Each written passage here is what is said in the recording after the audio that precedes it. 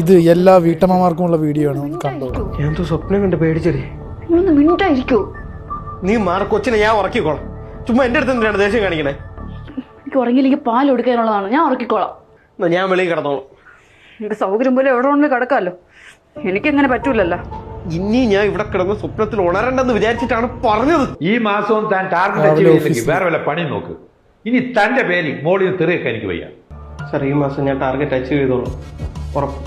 തനിക്ക് ജോലി വേണമെങ്കിൽ മതി, അല്ലെ കഴിവുള്ളവരെ പിടിച്ച് ഞാൻ കഥയിലിട്ടു. പോവായിരുന്നോ? ഉറക്കം കിട്ടുന്നില്ല കേട്ടാ.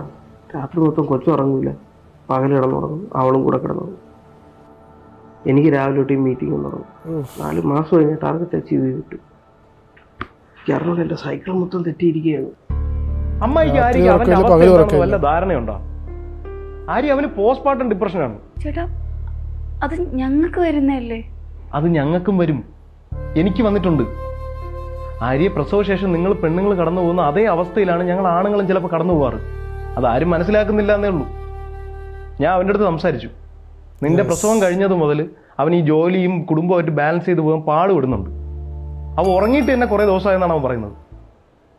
ഇതൊരു ഓർമ്മപ്പെടുത്തലാണ്. പോസ്റ്റ്മോർട്ടം ഡിപ്രഷൻ സ്ത്രീകൾക്ക് മാത്രമല്ല പുരുഷന്മാർക്കും ഉള്ളതാണ് എന്നുള്ള ഒരു തിരിച്ചറിവ് എല്ലാവർക്കും ഉണ്ടാവണം.